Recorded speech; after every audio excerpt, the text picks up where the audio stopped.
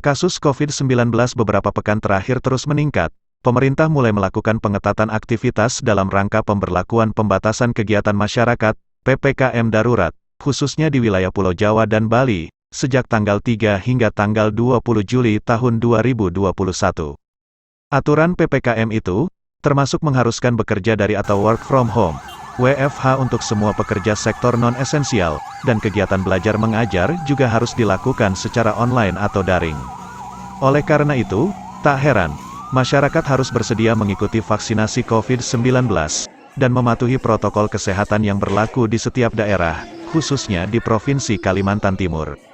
Kepala Dinas Kesehatan Pengendalian Penduduk dan Keluarga Berencana P2KB Mahakam Ulu, Agustinus Teguh Santoso menjelaskan, tidak ada yang perlu dikhawatirkan masyarakat soal vaksin COVID-19. Menurut pria akrab disapa Teguh ini, yang juga Ketua TGC Penanganan COVID-19 Mahakam Ulu, ketakutan masyarakat selama ini lantaran banyaknya informasi yang tidak benar terkait vaksinasi tersebut. Katanya, bahkan vaksin AstraZeneca di Eropa pun telah dinyatakan aman dan halal. Jadi masyarakat ya seperti himbauan Pak Presiden Jokowi, kalau sudah saatnya nanti diberikan vaksin, ayo silahkan vaksin, tidak usah takut. Karena hanya dengan vaksinasi ini kita bisa terlindungi dengan mempunyai kekebalan, sehingga kalaupun kita terpapar itu tidak menimbulkan keparahan ya. Ibaratnya orang kehujanan itu sudah pakai jas hujan. Ya walaupun basah tetapi tidak basah kuyup dan bisa menimbulkan sakit. Nah itulah ilustrasinya. Dengan vaksin itu kita sudah terlindungi karena apa? Di dalam tubuh kita sudah terbentuk antibodi, sel-sel darah putih, sel-sel pertahanan tubuh kita. Antibodi kita sudah mengenali ya genetis dari virus yang berasal dari vaksin yang sudah diinaktivasi atau dilemahkan, sehingga sudah punya cara-cara untuk menanganinya gitu loh ya. Dok, apakah strain ini juga bisa efektif untuk vaksin yang diberikan? Masih ya. Secara penelitian vaksin yang kita berikan saat ini, vaksin Sinovac ya ataupun AstraZeneca, ini masih mampu menahan untuk strain Delta yang saat ini sedang booming ya. Seperti itu, makanya kita harapkan ayo masyarakat gunakan kesempatan ini. Semua agama membolehkan untuk ikut vaksinasi. Ya, semua karena vaksin ini aman dan halal, sudah teruji. Ya, kami ini nakes ini hampir 99% sudah divaksin dan tidak ada masalah gitu. Sampai sekarang sehat-sehat saja.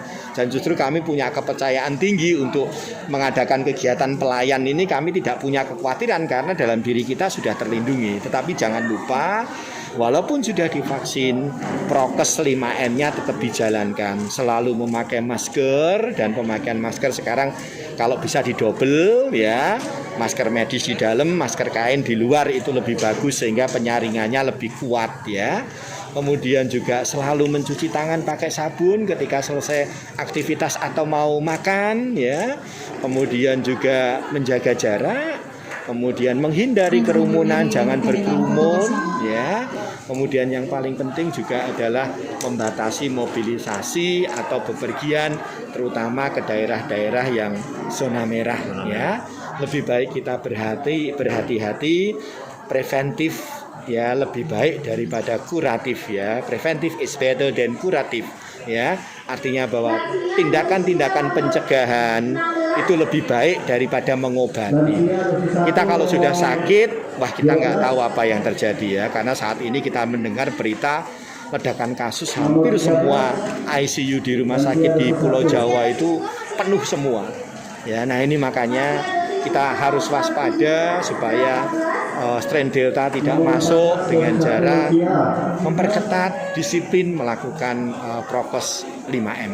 Demikian. Oleh karena itu, ia menghimbau kepada semua pihak yang dapat mengajak masyarakat untuk vaksinasi dan mensukseskan program 1 juta orang setiap hari untuk divaksin.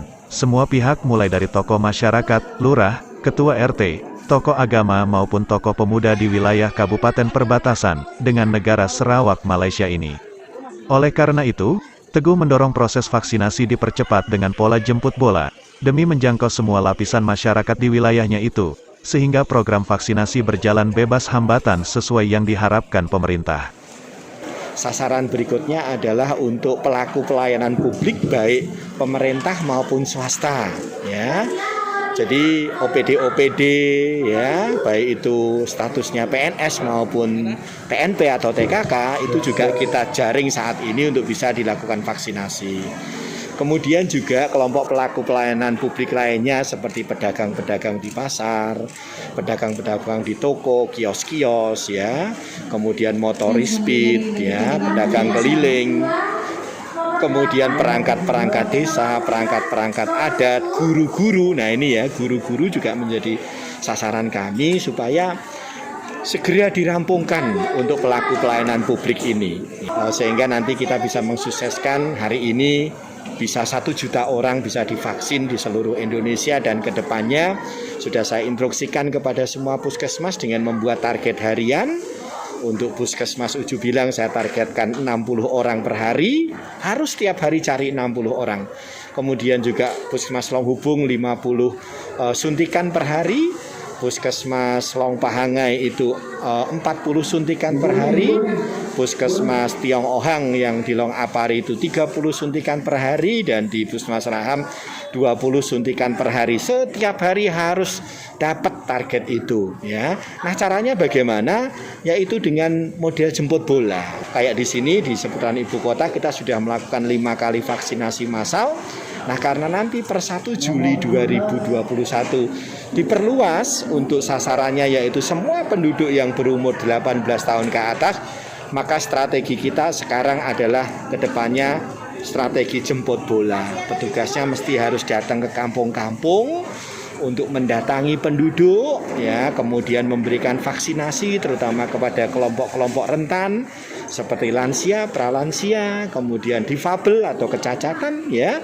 Kemudian juga orang-orang dengan gangguan jiwa, para pendidik, pelaku pelayanan publik, dan juga masyarakat yang umurnya 18 tahun ke atas itu akan kita jadikan target ya untuk selanjutnya.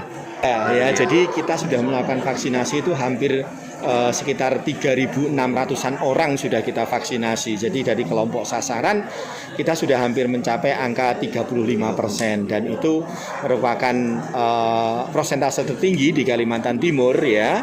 Dan kita masuk di dalam secara nasional itu ranking ke-42 dari 360-an kabupaten kota se-Indonesia ya. Ini juga yang saya tekankan ya, bahwa strain Delta yang saat ini menyebar itu banyak mengenai anak-anak juga, anak-anak sekolah ya. Ini banyak yang terkena, anak-anak balita juga banyak yang terkena, makanya mesti hati-hati. Walaupun kita sudah divaksin, kalau tidak penting betul jangan bepergian. Toh kalau misalnya bepergian, pulangnya harus betul-betul melakukan swab sehingga kita aman pulang kembali ke keluarga, tidak oleh-oleh virus kepada keluarga dan saudara-saudara kita. Seperti itu kira-kira. Demikian informasi perkembangan penanganan dan penanggulangan COVID-19 di wilayah Kabupaten Mahakam Ulu, Provinsi Kalimantan Timur, yang dapat kami sampaikan. Dari Mahakam Ulu, AJK TV melaporkan.